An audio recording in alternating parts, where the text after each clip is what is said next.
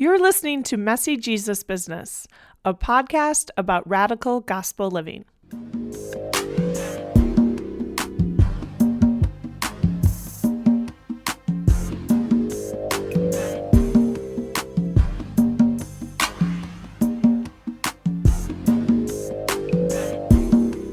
Hi everyone, I'm Sister Julia Walsh, a writer, spiritual director, and jail minister living in Chicago.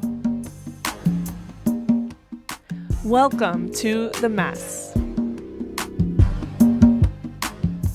At Messy Jesus Business, we explore how the mess of radical gospel living brings disciples into a life of struggle as we advocate for social justice, live simply, serve others, practice contemplation, and live in community. And now, on to our guest. In 1999, Bridget Alexander got on a bike and joined 17 youth overcoming homelessness and social injustice on a 2,300-mile bike trip across America. The goal, to prove to the world what she already knew. When you focus on the strengths of kids from poverty, they dazzle. The trip tested the ideals of the newly hatched nonprofit, Waking the Village, and confirmed the belief that youth achieve big things when surrounded by relentless support, meaningful opportunities, and adults who look upon them daily with belief. Bridget is one of the founders and directors of Waking the Village. Waking the Village develops leaders and widens futures as youth live in Tubman House, a community for young parents, and Audrey's Emporium of New Tomorrows, a community for LGBTQ youth.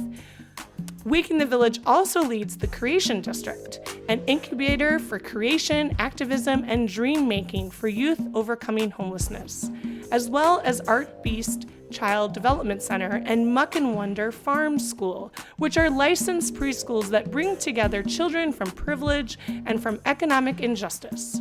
Prior to launching Waking the Village in Sacramento, Bridget taught high school, working with youth impacted by poverty and social injustice. In this episode of Messy Jesus Business, Bridget and I talk about what it would take to end homelessness and how each of us can get involved. We discuss what it takes to build a nonprofit centered on building community and why it's better to enable interdependency instead of self-sufficiency. We consider how living a life of faith and discipleship can mean paying attention to the current social movements led by folks on the margins and following their lead. And then we get into the mess of advocating for justice and living in community. Enjoy! Hi, Bridget. Welcome to Messy Jesus Business. Hi, Julia. Thanks for having me. Yay. I'm so glad to have you because, as you know, I've been a fan of Waking the Village and really the holistic way that you're working to companion people who are marginalized and on the edges of society in different ways.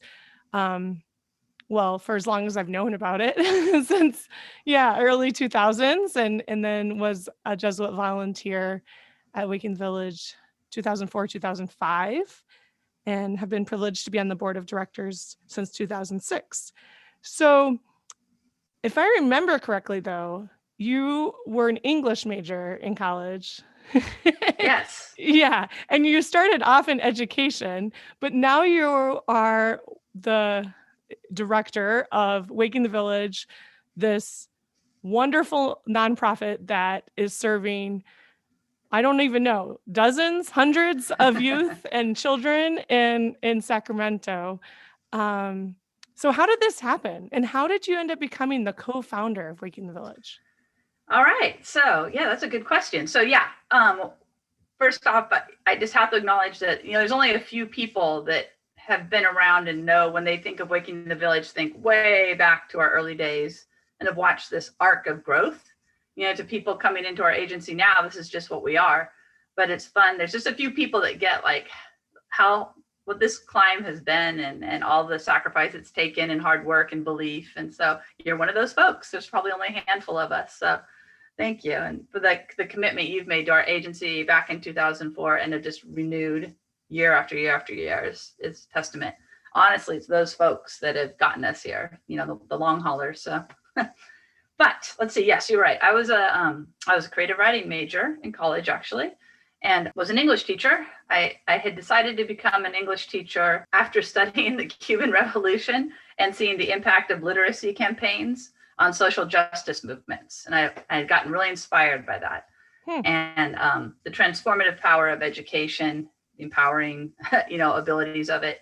And so I went into the teaching field, and I got a job working with at a school for all the youth that had been thrown out of the comprehensive high school. So it was a tiny school of 150 youth and amazing teachers who were creative, social justice minded, and innovated teaching. And so I was there 4 years. And in those 4 years, I was kind of allowed to do what I want. Like I was teaching Chicano studies classes. I was teaching a social movement class. We had one class where we designed protests. I mean, I was able to bring the curriculum and the topic, English and math, to life in creative ways. And then after 4 years, the district came in and basically wanted us to repeat what had failed at the comprehensive high school. And when I left, it was largely due to refusing to do that. However, in that same 4 years, I had lost many of my students. They had died, some in the hands of police violence. They'd been swept into mass incarceration systems. They had experienced incredible amounts of police harassment. Many were struggling with poverty. So we'd get them across the finish line of diplomas, but then it wouldn't be much of a transformation. They were still battling the same systems. Simultaneously, I had met the person I'm married to now, Blythe, and she worked at Mustard Seed, a school for children experiencing homelessness, part of Loaves and Fishes down here.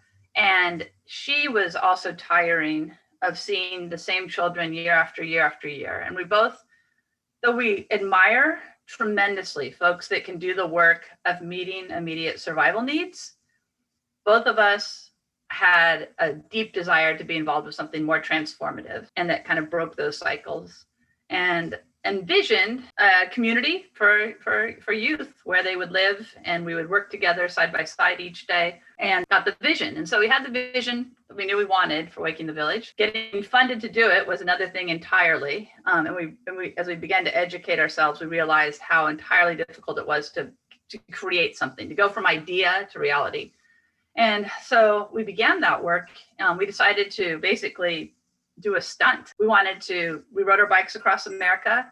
It was the youth from Mustard Seed. It was the youth from my high school. It was other youth we'd been working with and met in the community. The youth and us and leaders we helped prepare rode to Florida from California. And in that summer, we were also test driving this kind of idea we had of transformative experiences, and that it would be done by doing things side by side, day in, day out, hitting big goals, focusing on our strengths, and living in the world as like a leader and an asset. Because so often we know the youth we were working with were living in the world through and being viewed as liabilities to their society. They were being viewed as, in the worst, ugliest scenarios, as almost like leeches on the rest of us. And in the best case scenarios, by kind of do-gooders as pitiable, and so we weren't interested in any of that. So the bike trip was actually because we had no biking background and no desire. We were not passionate bikers. We wanted to do something that would be a struggle for all of us, and that would be a reach for all of us, and to do that together. And so in the summer of '99, we rode our bikes across America with all the youth. How many youth? It was amazing. Yeah. How many youth was that? 17 youth. And we recruited, I'm trying to think, probably around 10 leader, they were college students, my sister, friends that we recruited and got ready. Most of them had not done much youth work. A couple like kind of experienced bikers who could fix bikes well. We had a retiree who followed us in his RV and carried our sleeping bags from town to town. And so, it was a really great experience. We learned about developing leadership in people. We learned to include youth and the volunteers that were supporting them as well, along with us. We learned a lot. We learned about the power of transformation, and we learned what it was going to feel like to do something day in, day out, every single day, the kind of relentlessness of it and how hard that can be. And so we came back and literally for 3 years just tried everything to get the nonprofit on its feet. And I always tell everybody who asks me how to start a nonprofit, the only trick is just be completely determined. It honestly, nobody believed in us anymore. Not our parents, not our best friends. Nobody believed in us after all the years of trying. Everybody was like, you guys have just got to get practical. And like we were still teaching, but it was 4 hard years of trying before we finally got funded. And it was just throwing everything at the wall, talking about it to everybody. And finally we got funded. And that then allowed us to begin the process of sending down our roots. So Wow. that is how I came to be co-founder of Waking the Village. Amazing. Yeah. And so you really had this vision at the start that it would become a community of people living alongside each other, working together for transformation. And so now, and that's, I think, totally, you've made it. That's what it's become. So, and let's just kind of like lay the landscape of what Waking the Village is now. So we started with Tubman House, named after Harriet Tubman. Named after Harriet Tubman because it's kind of centered on the belief that those that have been through best know how to guide others out. And it was centered on like developing leadership in our youth, finding their strengths, focusing on those strengths, shining light on those strengths. So Tubman House started, it was just a house and the youth, we brought in 4 youth and me and Blythe, and we started it, hired a house director, and we were there every day, all day. Pretty immediately, we were able to expand to 8. And for a lot of years, from 2003 to about 2009, that was what we were. We were Tubman House. We had 2 sites. That's where you were. And each day we'd show up. And this model is still the model we use to this day. We have 1 person that lives on site in community with the youth. Each house has like 4 to 6 families living in it. And by families, that might be a single mom and her child. It might be a couple and their child. The young adults will always be 18 to 24. The children tend to be under 3, but we have older sometimes. And in the evenings, the house director is really focused on rhythms and meals and healthy home kind of things. And during the day, our day squad is very focused on, and these are our youth development directors. They have very small caseloads. They usually work with 4 youth at a time. And we come in every day. We're there at 9:00. We have morning meeting. We might be talking about the news. We might be talking about something interesting we heard about parenting. We might be talking about new efforts in the queer rights movement. You just never know. We might be building team building. You just never know what we'll be up to. Morning meeting happens in the house every day. We also all set our intents for the day. And then between 8:30 and 4:30, everybody's chasing goals. And so for some youth, that might be going to college. For another, it might be looking for a job. For another, it might be really working on their wellness. For another, it might be connecting to housing resources. And we're going to be there alongside them for this all. So just on the bike ride, nobody's going up a hill alone. We're right there. We're going alongside. We may have expertise, we may not. They may have expertise, they may not, but we're doing it together. The COVID year was just a reminder of how hard it can be to get systems to work and move. However, our youth, I think in some ways had an advantage on the rest of the world in that they're used to systems not being very kind to them and very agile and swift moving.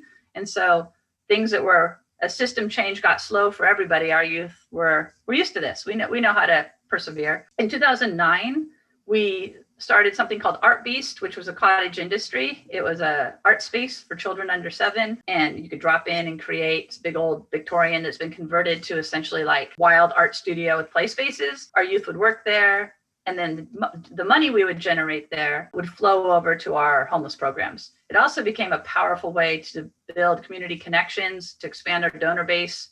So we were kind of imagining this little nonprofit doing great work that literally nobody really knew anything about except our friends and families and that kind of bubble in a big city of, 1.5 million, 2 million people. It's easy to get shadowed here by the long time nonprofits, and that was what was happening to us. So Art Beast kind of began to crack open that bubble. In 2012, it actually saved us because we lost a key grant for about 6 months due to a government thing. That community really rallied and saved us. In 2015, our JV, our Jesuit Volunteer Corps volunteer, Grace, came for a year. And at the end of it, when we offered her a job, said, well, I'm really interested in creating a space for youth that uses the arts to develop leadership and wellness. And we said, talk more about that. Let's do this. And we launched the Creation District.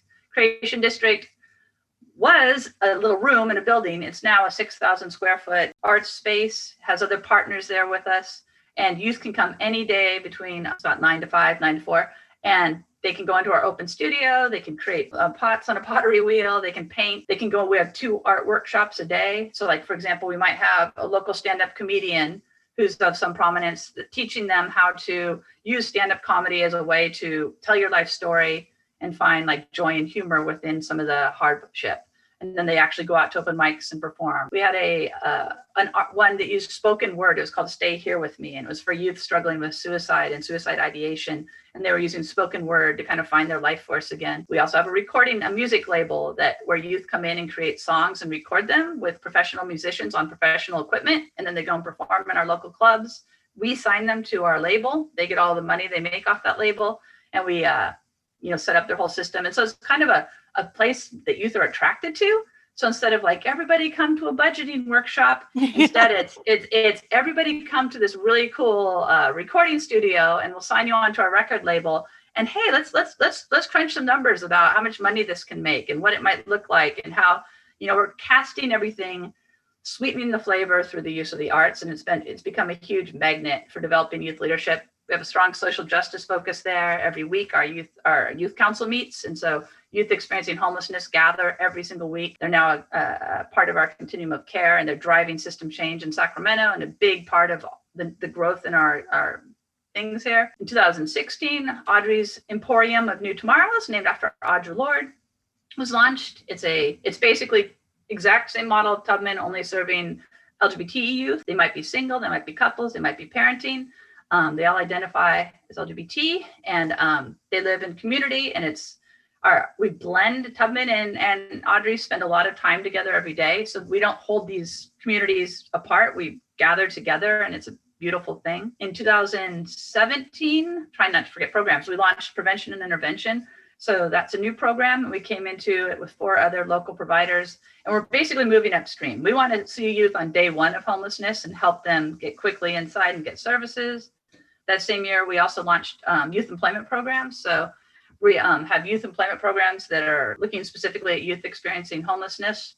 We also that year expanded our TLP for our transitional housing for parenting youth. We also started the P3 pilot, which was a way to get housing choice vouchers, which are extremely hard to get in Sacramento, usually wait like 5, 6, 7 years, into the hands of youth exiting our transitional programs. And so we began having success building key partnerships so that when youth left our transitional, they would be able to get a housing subsidy that would ensure that they could afford their apartments, because our rents here are skyrocketing. We now have 3 licensed preschools. So during the day, the kids are in our licensed preschools receiving care. And we have one of those preschools can take subsidies for any low-income family.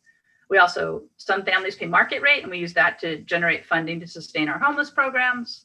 And finally, in February, we launched The Village, which is kind of the final piece in our housing pipeline. It was the hardest to get to, and it's a shelter for parenting youth. So in Sacramento, the youth shelters turn away youth that are parenting. If a child, they can't serve them.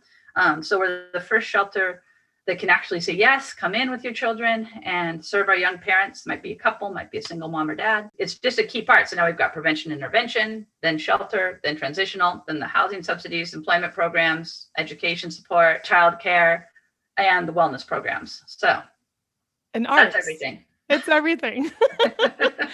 Yeah, like I said, Waking the Village is holistic. It's inclusive. Yes. It's communal, right?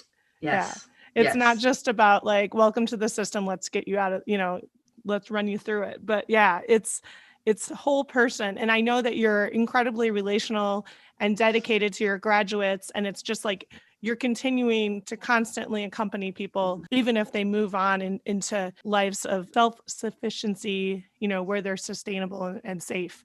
And so to be honest, we even push against that word self-sufficiency. Oh, thank you. Probably healthy interdependence is what we're striving for. So for me, one of the biggest, most striking differences when I left education, where I was working with very poor youth, experiencing a lot of discrimination, many undocumented, and then came into homelessness. In theory, they're ticking a lot of the same kind of systemic injustices. However, what I noticed about my youth experiencing homelessness is they just had no support. And that was the thing. The thing that actually was leading to homelessness wasn't so much the things that I had seen other youth experience, because I knew many youth endured those. It was that they didn't have any social connections. And so they didn't have a family network. They didn't have a good friend network. They weren't part of anything that looked like a community, be it a church or a school or a dorm or anything that looked like community. And so that is a big part of why we take community so seriously and why our aftercare is so important, because it's an authentic community. It's authentic relationships. So when they go back out, we want them to know you can still call, you can still text. That wasn't pretend. It's not, we haven't punched out. And so we hear from our graduates. In fact, we're really proud that many work for us. So yeah. Lovely part of the program. Yeah. And thank you for that distinction. I think my year of service on the ground there in Tubman House helped me to really reflect on how my own networks, my own community, my the safety net, as it's so called, is ultimately what prevented me from living a life on the streets on my own. And Yes. it is true that the relationships that I had, it wasn't that I, grew up super wealthy or anything. It's just that I had people that were willing to help me out when I couldn't pay my bills that could have caused me to end up on the streets earlier on in my life. Yeah, I believe I don't know if it's fear or what, but people oftentimes think youth experiencing homelessness, that, it must be drugs, must be these terrible decisions they've made. And the sad truth is it's not that at all. It's simply when they had the same kind of challenges I had, be it a dumb mistake or be it like, oh man, I don't have enough money to make rent. The price they pay for that is so much higher than anything I ever had to pay, because I was connected, because I'm white, for all the privileges I had, it was key. So, and through the years, like even, I still talk to folks that you worked with, that's how kind of deep those connections go and how long they last is, it's not uncommon. Just last week, I was talking to one of the, some of the folks you worked with in your year there. Mm-hmm. Yeah. You're like the matron of this whole community now. Oh gosh, I don't know if I like that word. Just kidding. Okay. So really though, I think what we're uncovering here is, and not surprisingly, is that some of the myths that prevent people who are struggling with homelessness from really moving forward. There's a lot of ugly assumptions that people make and project upon people who are poor. And I'm wondering what you think, like the common Christian, listeners of Messy Jesus Business who are just kind of interested in doing what's right. What do we need to understand, and how can we better support youth and their children who are struggling with homelessness? Great question. I think one of the biggest misperceptions is that they're visible. I think people think they're seeing youth experiencing homelessness, and I can promise you're not. You might see 1 out of every 300. You're seeing the rare youth that's on the street, that is struggling with maybe an intense addiction issue. The vast majority of youth experiencing homelessness are not visible. First off, they want to be invisible. They don't want to be seen or put in that box. They're oftentimes, couch bouncing, sleeping, trapped in a violent environment that they can't leave without becoming homeless. They're often doubled up, tripled up in places like that. So that's one of the reasons they're invisible. They also, in our cities with the sweeps, they often are avoiding places where they might be seen. So I always tell people, broaden your definition of what you might even think of as homelessness. Lots of times, it's the college kid who has nowhere to go when the dorms close. And people have never even realized this person is sleeping in their car for 2 or 3 weeks when the semester ends, Mm-hmm. In Sacramento, we just found out that something like 20% of our college students are homeless when the schools close their dorms. It's a shocking figure. Wow. Yeah. And so I think we sometimes have really narrow views of it. And I also say that the other thing to really understand is how much of a role loneliness and disconnection plays. And so whenever people are like, what can I do to help? I'm always like, what we need? We need money so that the people that do this really well can do it well. But the other big thing I always say, if everybody just look, we don't need saints. We could end homelessness if we all just agreed, I'm going to look really closely in my school, in my church, in my neighborhood, in my temple. I'm going to look in my workplace, and I'm going to pay attention to suffering and loneliness and struggle. And I'm going to feel morally obligated to tend to that. Like if Christians did that, even if just the Christians did that, it would be earth shaking, because Sacramento has a big homeless problem. It's something like in the 10,000s. It's like I think of hovers right now, depending on the definition of homeless, it hovers between 10 and 20,000 in our city. However, we're a big city. That is actually a fraction of 1% of our population. So as much as it sounds like a huge number, we can tackle a problem that's less than 1% of our population seems to me very possible. And so that myth of, oh, it's just so much, it's so big, it's so impossible. I always like to push back on that a little. You were there, you saw Julia. It wasn't huge mountains, it was simple things. Yeah. Let's get folks connected. Let's help them get a job. Let's help them get past the racist employer and actually get the call back. Let's spruce up their resume so they get the call back. Let's help them deal with this ridiculous lag in the financial aid department. Oftentimes, a lot of our work is just standing up the systems that kind of are cruel and rude to our youth. You know, it's like a lot of it is just basic advocacy. Even in hospital rooms, like, you know, when we go to the ER, our youth can be treated terribly. But when I stand next to them, all of a sudden, the way they get talked to improves dramatically.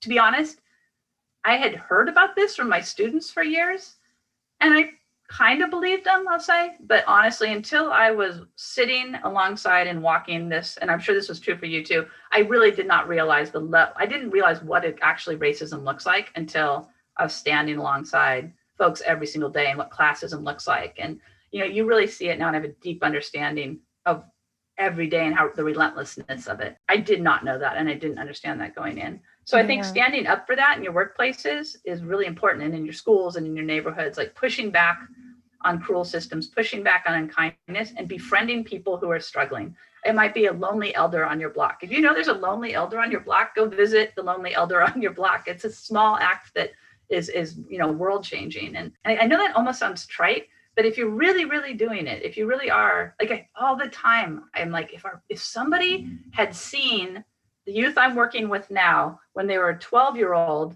in their biology class struggling, like if somebody had reached out then, we would have had so much trauma could have been spared. But instead, our systems and our neighbor, you know, our busyness, we just don't slow down and take care of things when they're small like that, and we wait. In fact, our whole homeless system is predicated right now. Priority goes to people with a year of homelessness and a disability. So in Sacramento, you aren't even eligible for any housing until you've suffered long enough.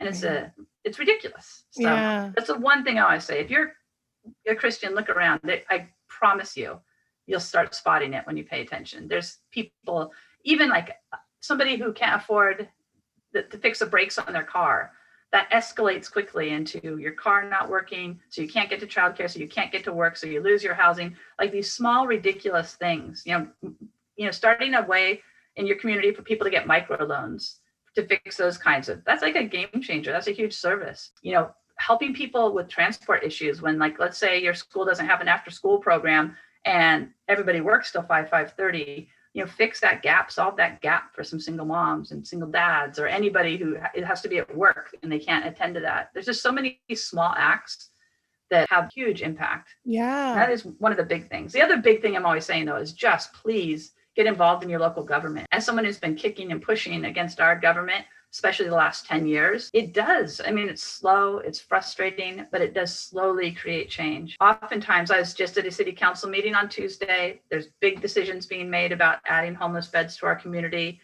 24 people called in, and all 24 of those people are providers or people that work in this field. And that's just not how it should be. We need, of course, I'm for it. We need to hear citizens, even if you're too scared to like call in or go stand before them, commenting on agenda items. I mean, even that act alone, or being the person who coordinates, like I'm going to look every week at the city council agenda. I'm going to see if there's something there we should coordinate on. I'm going to make sure I turn out 10 of my buddies to at least comment in support or opposition on this. What instead happens is we just pile all these things on the same people. And we just can't get to it all. So, you know, I'm trying to represent a local government. I'm trying to educate my politicians. I'm trying to serve our youth. I'm trying to, it becomes too much for the few, but it's actually a very light load for the many. Churches are well positioned. Actually, you've got your community right there. Like that could be a little group, you know, be a cool thing. Yeah. Right. And I mean, I think what you're highlighting is sort of like the simplicity of the ordinary but also like the power of the ordinary act.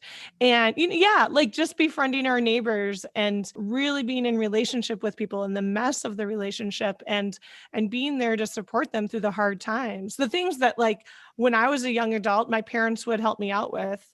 Yep. How can I help out other people who might not have that support system? I think the last time I was there in Sacramento and we were going around and I was getting to see the art centers and the childcare centers and, you know, the version of the Tubman House and the way that it was and things. I remember having this conversation with you in the car and you were telling me about sort of these really frustrating do-gooders who have like really good hearts, good intentions, but they're really just making these horrible assumptions about what you need.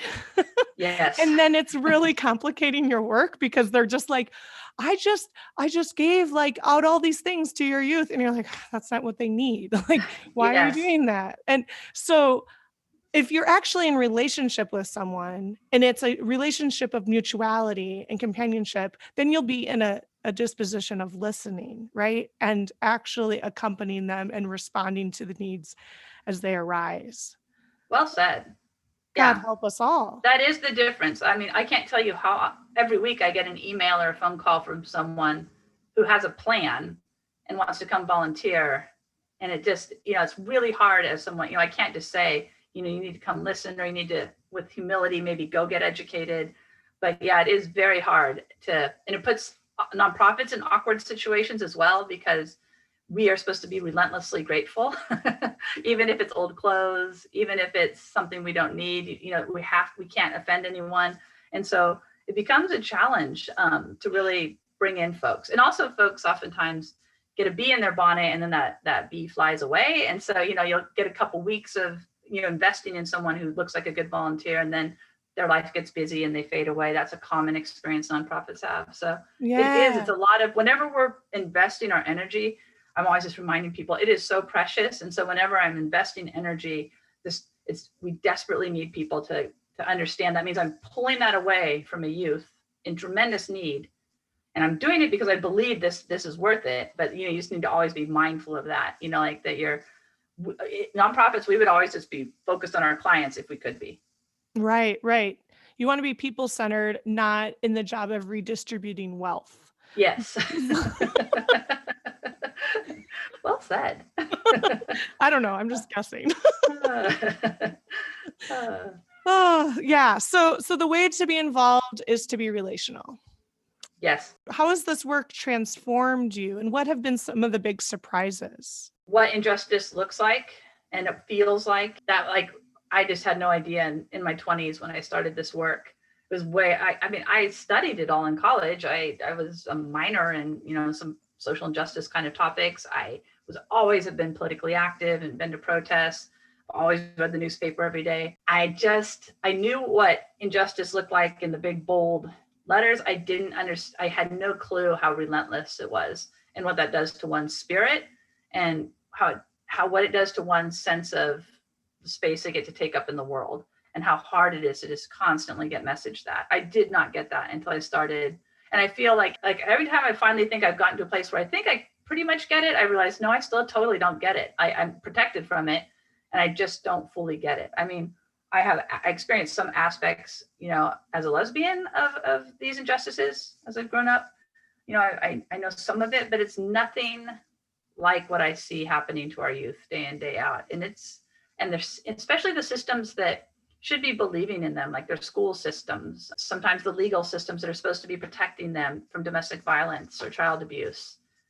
I mean, I could just tell so many stories. And whenever I stop and tell someone the story, they're just stunned. That's what goes back to that listening. You know, like, I think people have no clue, like, how bad it is. Like, when domestic violence, when you go and you call the police, how bad it is, the response over and over and over again. I don't think they get how bad when you call the domestic violence shelters, they're always full. They're never available and having space to take anyone, how hard that is to hear. Like, I don't think, you know, how hard it is to get a restraining order. I don't think people have any idea. When people come into this work, you know, it's oftentimes a young college student who's used to this idea that if you work hard, you get an A.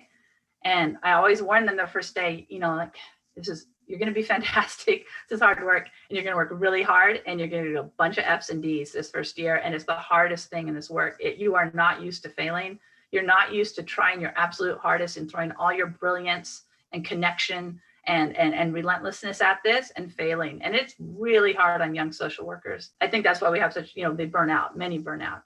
it's hard to take that. And I think I would have never known until you just live into it. And every social worker who's really in this work has at least once or twice a year when they go home and think, maybe maybe be a librarian. Like, I mean, it's librarian. I remember I wanted to be a biologist. Like, I mean, it's Right. so hard. When I wake up in the morning, I just don't know. I have the plan, but I just never know what's going to happen, what has happened. And the bigger we get, that effect gets bigger because it's more outrage coming at us, more injustices coming our way that we're trying to support. The other thing that really transformed me is it made me a much braver person. I am a massive introvert. I was incredibly shy, debilitatingly shy in high school and college. If I were just living like my life for my own self, I would not have been anywhere near as brave as I am today. And then I think probably the other big surprise is how I remember when we first started, we went to this we got funded and we're like, let's go look at another place that got our funding stream. And it was so big. And it was like us now. It just had so many cool programs. And I was just like, I mean, I didn't even imagine we'd ever be like that, like have that depth of programming. I never, ever thought we'd be like that. And it's interesting how you just keep going, how you just keep, even no matter what size we are, just keep going and trying to constantly question and get a little bit better at it and see what we can do to, answer unfilled needs, how growth happens. Like, I always thought there were like these powerhouse leaders that knew powerful people. And that is for sure, for some agencies, their trajectory.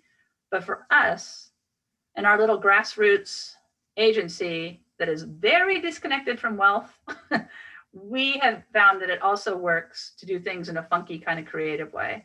And that many hands coming together has been able to push this up the hill and bring in what we need funding wise. When I think about you and Blythe and the work you're doing and all that Wake in the Village has become, what I know is your determination and your dedication, and this sort of just like, no, we're in this for the long haul. Like, this may wear us out, but we're going to be worn out together. Yeah. And so to me, there's sort of like this magnification of the art form of social change and how it's slow and steady. And it just requires constant work. Yet I also know you as a person who like knows how to have fun. Like, you laugh, you're joyful, you're not just like super smart and serious. And so clearly there's this depth and this hope that's alive in you. And For and sure. we haven't talked about faith at all in this conversation. And right. and yet we have, we've gone to mass together. We've prayed together over the years. You've definitely been a supporter of my vocation. So it makes me really curious what discipleship is for you. So I was raised Catholic, grew up in a Catholic family. I've been a Sunday school teacher. I am determined to change this church. And like, I have periods when I get so angry at the church that I go over to another denomination for a while. And some of them are very lovely, like women are leading it. It just fills my little cup. And then after my cup gets full enough, I need to go back and be a presence and make sure we're fighting for our Catholic community, because it's a huge one and it's worldwide and there's lots of kids still in it, and they need people like us to be Sunday school teachers and nuns and like representing, right? I grew up in a generation, as did my parents, I think, where you just kind of laughed at kind of some of the absurdities of the Catholic Church. You'd be like, oh yeah, they're against birth control. We all take it anyway. Like, that was kind of this attitude I grew up with anyway in my Irish Catholic circles. Like, we just ignore the silly parts. We just ignore the ridiculous parts. And we take from it what we want. And I think, except the dangerous extreme of that is, like, I remember when California had a proposition to ban gay marriage in like 2008, my childhood church that my mom still attended was literally wrapped in signs in support of the ban. And they hired paid guards. They were using church money to pay the guards because people kept stealing the signs. What about the gay kid that was still attending that church? And I know a lot of older Catholics thought it was dumb and still just walked by the signs, said, oh, the stupid church, oh, the silly parts, but I'm still going to go in and take my spiritual experience. I think we need to speak up against those more. I think the people that go to the church every day, you need to call out a little bit the leadership there and push and poke at that, because I do think there is like some sweet absurdities in every faith that I kind of actually love about them, that I do think they are sometimes hurting, especially our young, and we need to say something when those are doing that.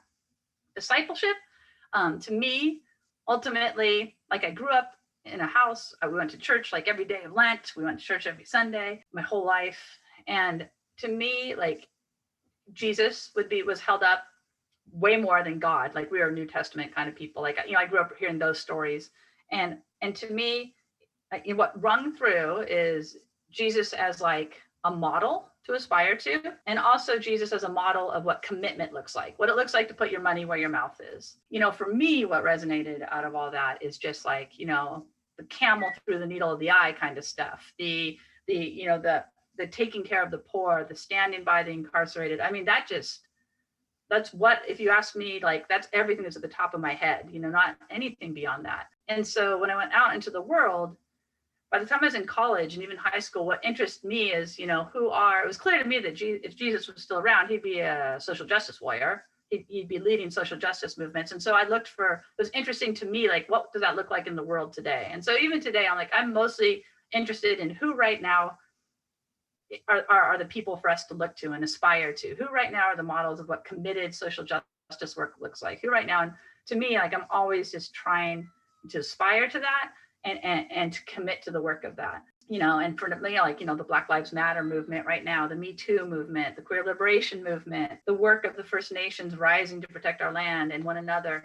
These are movements that are just powerfully led by the people most impacted by the injustices. And I think it's a real model for how to set up our own communities and to question how white supremacy still has its tentacles in the work we do, and misogyny and colonizer kind of attitudes. I think, to me, discipleship, it's just so hard. I can't even think of Jesus in any other way but that. And that's who I went to. Discipleship for you is, what I'm hearing is about turning towards the most marginalized and making them sort of the center, right? And following their lead as we work for the change that's going to let them have their dignity totally, completely protected and honored. 100%. I'm so stoked about like the social movements of today. I find them so moving. I can't believe the last 10 years and how we've moved away from this weird model of like that, I participated in those movements. It's just how everything was, white people leading stuff. Okay, so Bridget.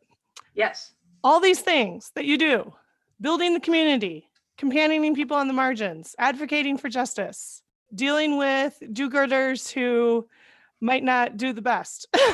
Yeah. All the things. What is messy about it for you? I would actually say, if it is not messy, you're probably doing it wrong. Because if it's not messy, it either means you're not listening, you're like storming in and thinking you're leading a charge or something, or you're not reflecting deeply enough. Because the second you really start thinking about this work and what it means to be in solidarity and what it means to be in community, it just instantly gets messy. One of the things I like about all the social movements now is very much the call to not put the work on the oppressed to liberate themselves, but for us to be calling out our family members, to be calling out our friends, to not just be like on platforms and at microphones shouting, but actually relationally holding people accountable. And you're instantly like, well, how far back do I hold them accountable? Do I hold them accountable to 1990? Do I hold them accountable to 2018? Do I call out my grandma? I think this just all gets messy. I think doing any kind of social work gets messy because there's that tension. It lives in the tensions between, say, flexibility of expectation, and expectation, right? Like our program, we expect a lot of our youth actually, but we also have a massive amount of flexibility. There's this constant tension of, is it right to uphold, say, a savings policy? Or is that controlling and rooted in white supremacy? We are constantly questioning that. Is a curfew, is that adultism? Is that, we're constantly having to question and re-justify every policy we have in our program. And I think that's really healthy. And it's also really messy because you remember our long staff meetings, we still have those. And now there's 20 of us in the housing program at the table. And, we wrestle with it, and it's hard. Like there's lots of times us trying to figure out what is the right thing to do. But I think that's a healthy agency, because we don't feel certain ever. And we just all together evoke and wonder and keep asking questions and listen to the folks impacted. We have that weekly time when we're listening to our youth at the youth council and hearing from them. I think that's just messy stuff. And the more that we shoulder the work of social justice and stop making the oppressed fight for their liberation, I think the messier it's going to get, because we just have to go into those relationships that we have and put those to work. I mean, to be honest, it's just what I was saying about how ending homelessness is about going into the people all around us. Ditto, changing the world. It's just that. Like, it can't just be a few heroes at a microphone. I do think it gets super messy. And also, in a healthy organization, you can question leadership. You can question policies that were written in 2010 or 2003. So all those things get messy. I mean, my feelings will get hurt sometimes when something I hold dear gets questioned, but it's very healthy. And I'm sure it's scary for a younger employee to question us on it. All those things, it's messy, And also, I do agree with you that being able to laugh a lot, that's almost an acknowledgement of the messiness of all this. We laugh a lot as a team. The people on our staff are wickedly funny, and I think that's so important, because there is just this kind of crazy absurdity and just continuing to push against these things, these colonizing forces that right out of the gate of this nation, wove so much injustice into our days. I think, it's absurd, and you have to laugh at it sometimes. It's messy. It's done day by day, minute by minute. It's crazy stuff. It's not neat. That's why the college students coming out, like I talked about those college students with the A, they don't do well if they can't accept that, because they're used to those neat, you follow the syllabus kind of stuff. And it's just, the world's not like that. Social justice isn't like that. And working with people isn't like that. Amen. And faith isn't like it. No, faith is not like that. And if we try to have our devotion to our religion, to our spiritual practices be neat and orderly, we're also going to miserably fail. Yep. And encounter the beautiful mess there too. Oh, amen. Thank you so much, Bridget, for coming on Messy Jesus Business and for sharing about Waking the Village and your passion and your wisdom. And you're just such a wealth of knowledge. I feel like I could listen to you all day. I love you to pieces. I love, I just feel such love for you right now. And this is a great thing you're doing. And thank you for pulling me back into these conversations, because I tend to just be running around being busy. And when somebody slows me down to think about stuff, it's good. It's good for me. Oh, good. Yeah. Well, I'm always here for you. What would you like to say to our listeners about how they can support Waking the Village and cheer you on and send you money? Well, we always, wakingthevillage.org, we always can use your dimes. Everything just goes, we have no layers in our agency. It's like me and then everybody's direct service. So money is always needed for rents and our team and our youth and their work clothes and all the stuff we need and the baby's food and all that. And then that's a huge thing. We also, though, honestly, following our page and sharing our work does make a big difference, because we like to tell the story of this work on our Facebook page. And that gets so suppressed by the algorithms, we like people getting that out there. You probably know this too. It's hard. And then when we reach those people, it's so meaningful and so much magic can happen. Yeah, I always like getting connected to folks and finding out where those might lead. Awesome. Thanks, Bridget. All right. Have a good one.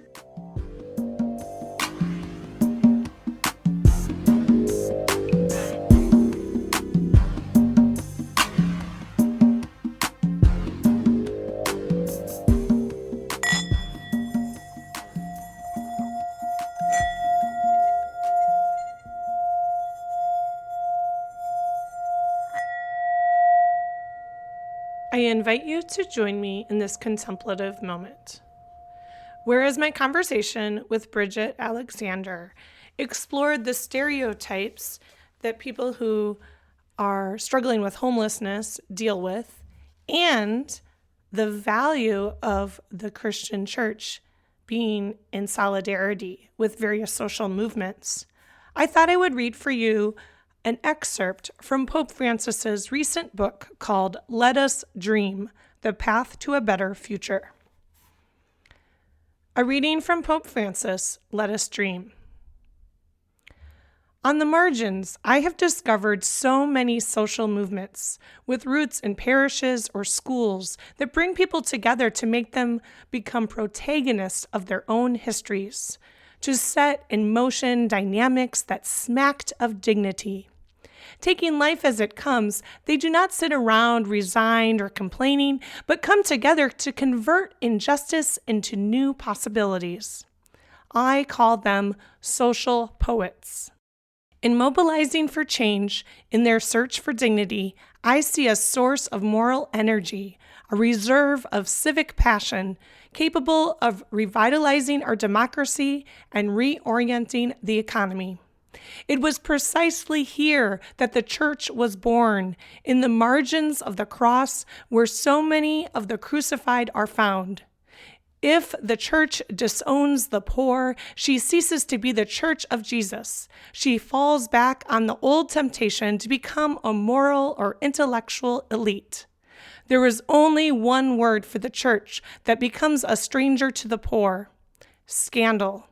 The road to the geographic and existential margins is the route of the incarnation. God chose the peripheries as the place to reveal, in Jesus, his saving action in history.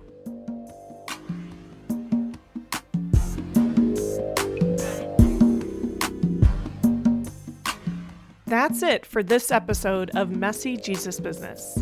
Thanks for listening. Messy Jesus Business is produced and hosted by me, Sister Julia Walsh, and edited by Cherish Bedzinski. You can find us online at messyjesusbusiness.com and on Facebook, Twitter, Instagram, and Patreon. If you like what you heard, please be sure to mention our podcast to your friends and followers. And we'd love to have your support via Patreon. From the bottom of our hearts and the middle of the mess, thank you. Messy Jesus Business is produced in partnership with the Franciscan Sisters of Perpetual Adoration. You can learn more about our religious community and donate to our mission at www.fspa.org.